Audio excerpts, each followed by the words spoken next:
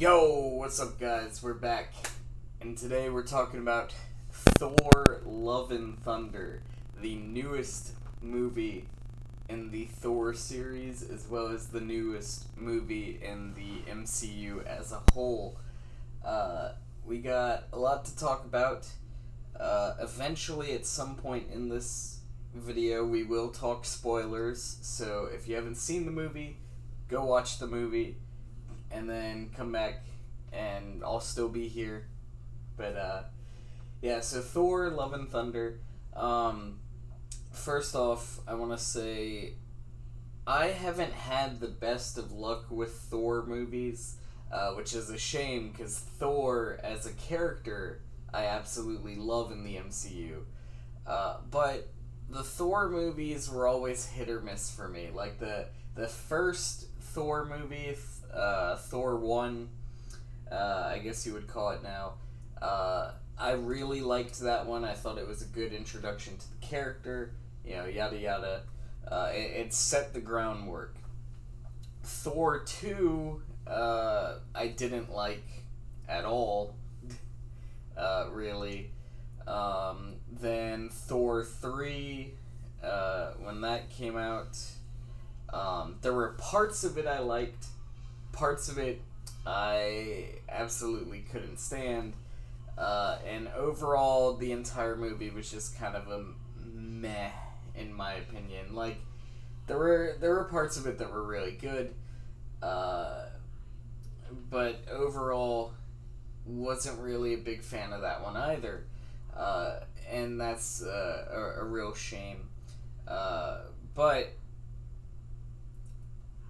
Thor: Love and Thunder, I can say, in my opinion, is hands down the best Thor movie we have gotten, and I'm so glad that it ended up being good because I really wanted to like this movie, and I do.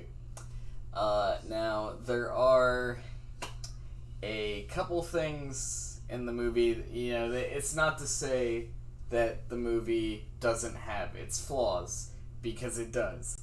But overall, I do think it is the best Thor movie we have gotten so far. It has huge, astronomically huge implications on lore and the MCU moving forward. And overall, I'm interested to see what happens from this point forward.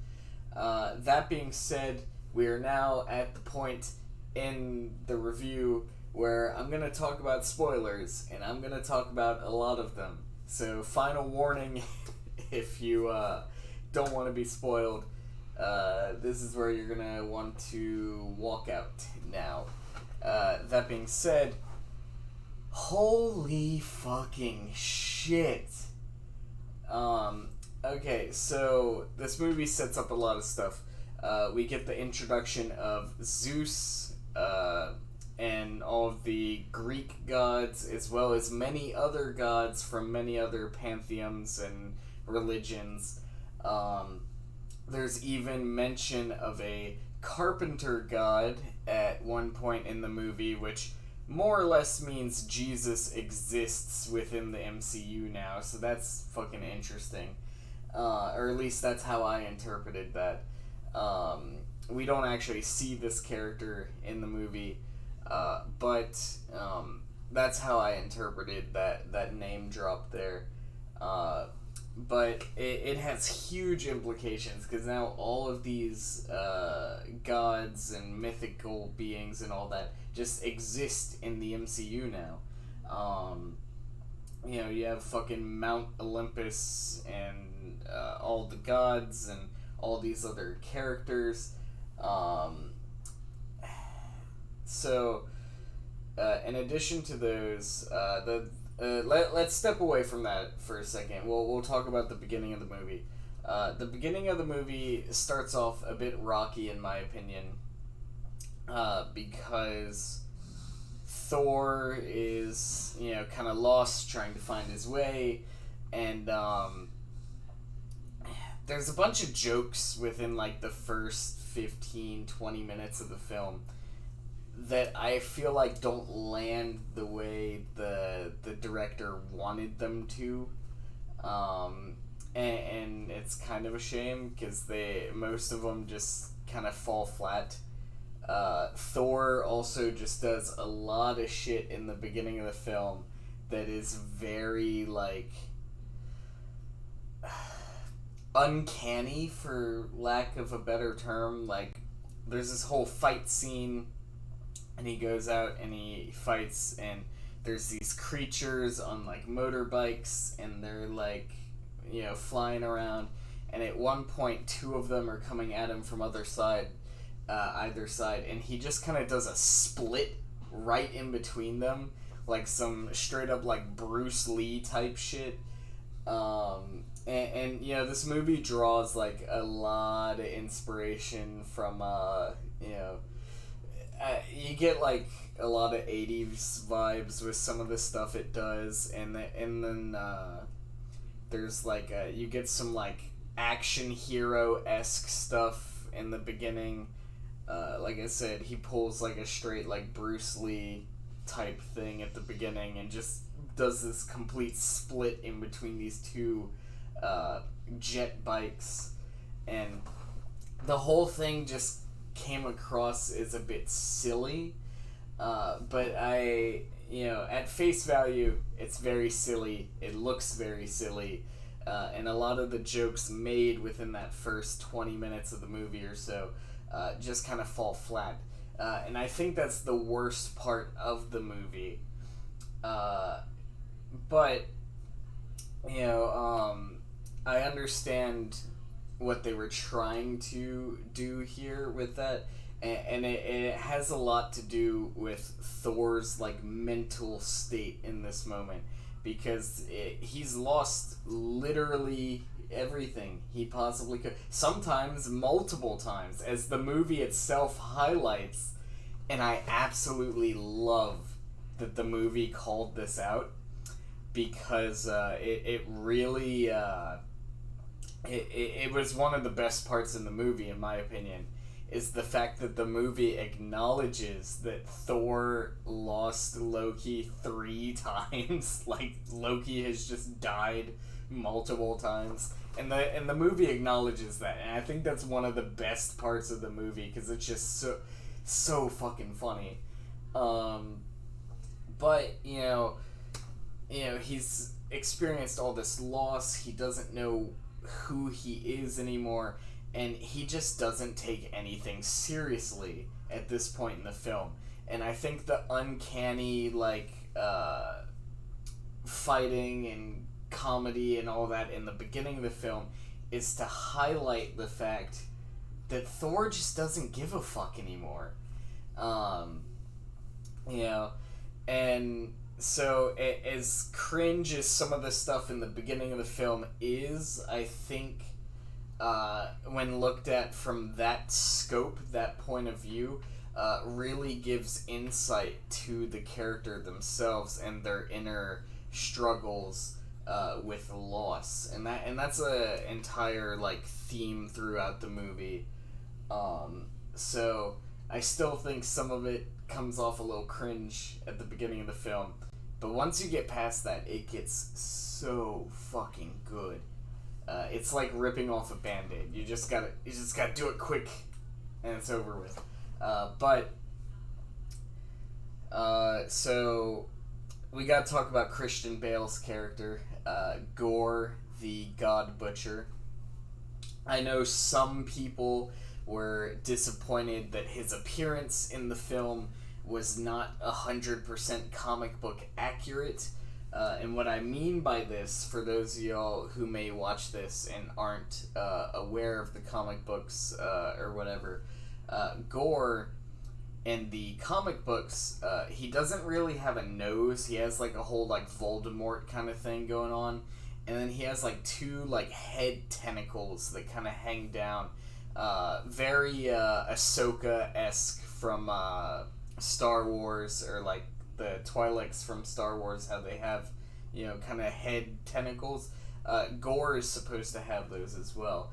He doesn't in the film, and I know a lot of people were upset about that, but I think it's okay. I think the MCU interpretation of Gore is very fucking solid. Even though he doesn't have the exact appearance of Gore, the MCU often deviates a little bit from the comics. They take bits and pieces of the comics and they kind of do their own thing with them. Sometimes things line up with the comics one for one, and sometimes they deviate a little bit. And I think that's okay so long as the overall character is maintained.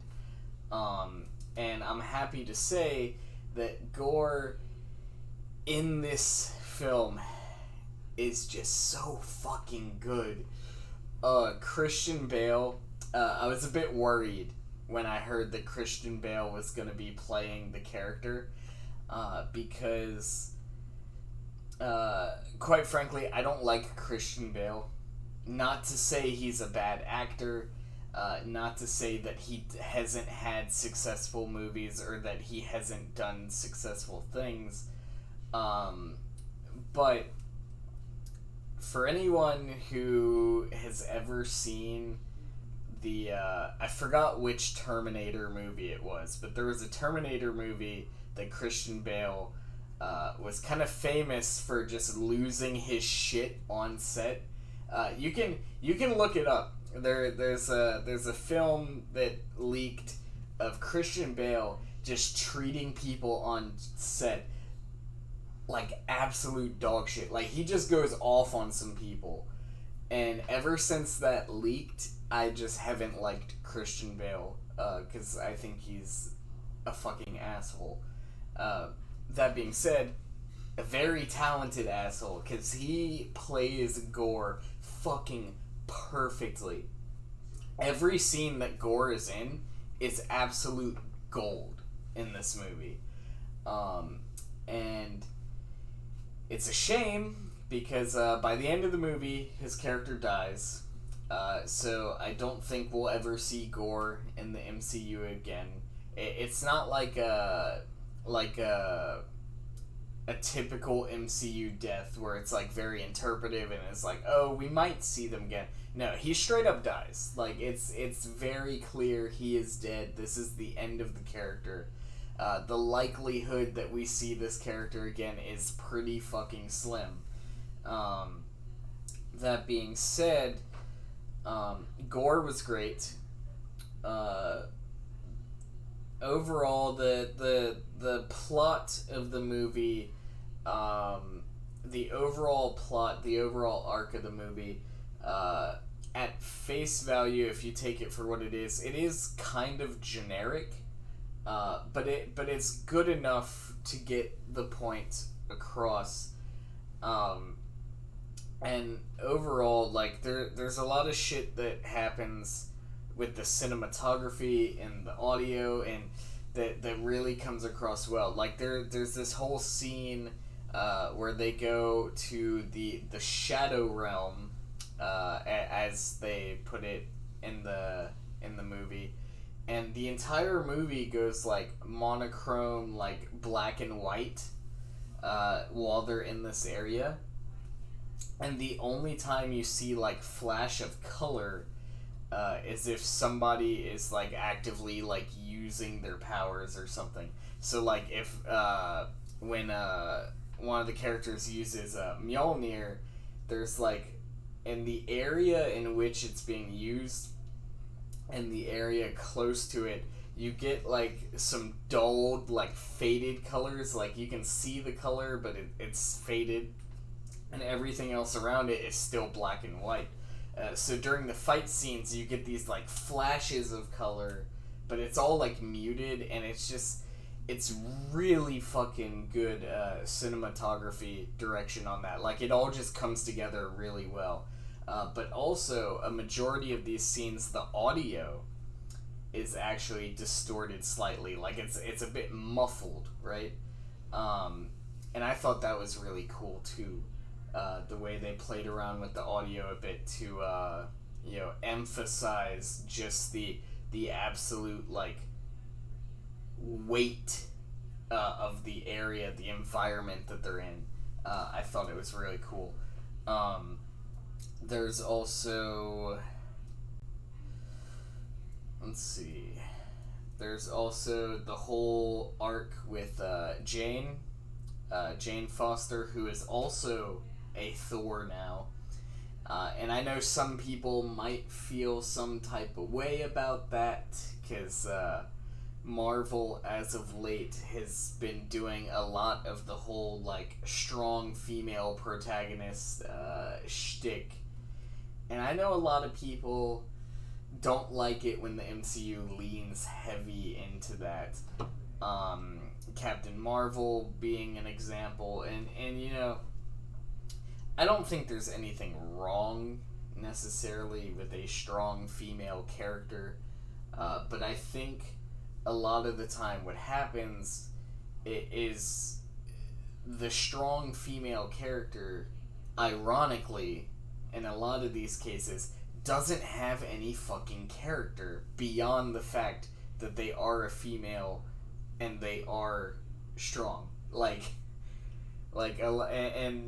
It's, I think that's where a lot of the time, in my opinion, the characters kind of fall flat. Like Captain Marvel, I feel like didn't have a whole lot of character development. The whole point was that, oh, I'm this new character and look how powerful I am, but I'm also a lady, and there's nothing wrong with a strong female protagonist so long as they're interesting. And I feel like a lot of the time that's lost in the pursuit of Disney having their own agendas that they like to push, and I know a lot of the fans get sick of seeing that. So I know some people are going to feel very opinionated by the fact that Jane is a Thor in this film. But the motives behind her becoming Thor, and also the fact that she could fucking become Thor to begin with, the way the movie explains it makes sense. And also she dies by the end of the movie. So if you're not happy with her, you don't have to fucking worry about her anymore anyway, because she's dead. Personally, my personal opinions, I liked her in the movie. I think this is the best female protagonist the MCU has had. And ironically, they killed her off by the end of the movie, so we probably won't see her again, which is a shame, because I do think she was really good as the mighty Thor. So the way the movie explains it is, during the time that Thor and Jane were dating, Thor told Mjolnir to protect her, right? And many, many years later, or as Thor puts it in the movie, 8 years, I think he said 8 years, 7 months, and 6 days, or some shit like that. But many years later, Jane now has cancer, she's dying, and she's trying to find a cure, she can't, but then she realizes, hey, if I can pick up Mjolnir, I'll have the power of Thor, and I won't fucking die, right? Or it'll, like, prolong my life. So that, in combination with Thor telling Mjolnir to protect her, is why she was able to become the mighty Thor in the film. And the way they explain it is that every time she uses Mjolnir, it takes away a bit of her mortality, and her ability to fight the cancer. So it's actively killing her, which is a direct parallel to Christian Bale's Gore and the fact that the Necrosword is killing him. So they're both using them to prolong their lives, but inevitably will both die because of them. So that's an interesting parallel, interesting dynamic that the film has. And surely enough, by the end of the film, they both die. But, and this is the really interesting part, Gore gets to the end of eternity, right? He gets to eternity. The first person who gets to eternity gets to have a wish fulfilled. And his wish originally was going to be the fact that he wanted all gods to die. But Thor took a note out of Naruto's book and used some talk no jutsu and basically talked him out of it. He's like, look, you at this point you've won. Do whatever you want, but I'm not gonna face you anymore when I can spend my last moments with the person I love.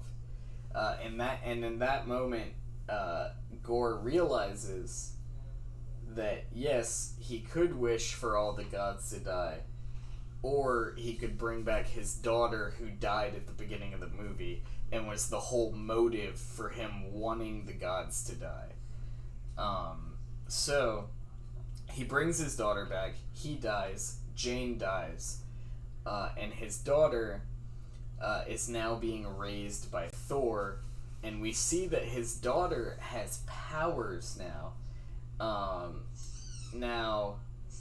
narration that's done by Korg throughout the film, the narration, kind of tells the story or whatever, and at the end, he explains that this daughter was born from eternity, and he refers to Thor and her as Love and Thunder, which is obviously calling out the title of the movie, but it's more significant than that, because there's a character in the comics named Love who is born from eternity, and I believe that, well, also it could just be them, calling out the name of the movie. I believe it's more significant than that. I do believe that this character is meant to be the same Love from the comics. So that'll be very interesting to see where that goes, that plot line moving forward. But we have more to talk about. Remember all the gods from earlier in the video? I was talking about the gods and how that has a lot of implications. Well, Thor absolutely kicks Zeus's ass. He puts a hole straight through his chest, and we're led to believe that Zeus is dead, and that they stole his thunderbolt. But it is shown in an end credit scene that Zeus is still alive. Now, that's not the only part, because obviously Zeus is fucking pissed, and that will be a point of contention in the MCU at some point moving forward. But it also introduces Hercules into the MCU, who is now going to be the main bad guy for Thor, it seems like. So Thor v. Hercules coming soon. That's going to be really exciting. Hercules actually has a lot of history in Marvel Comics. So to see him here, it should have been expected, but it came as a big surprise. So I'm super excited to see what they do with that. But there's another end credit scene. And this end credit scene is so fucking good. We see Jane in the end credit scene. She's now dead. She's in Valhalla because she died. The rules are, if you're Asgardian and you die in battle, you go to Valhalla.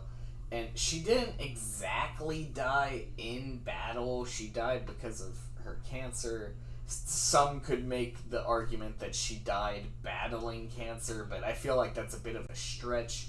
But anyway, looking past the semantics of that and how all that makes sense, she's dead, she's in Valhalla, and she's greeted by none other than Heimdall, guardian of the Bifrost. But, oh my god, Heimdall, the all-seeing, is here. We get to see him again. It's a nice little, like, moment. I don't think we'll see Heimdall again after this, but it was really nice to see him again.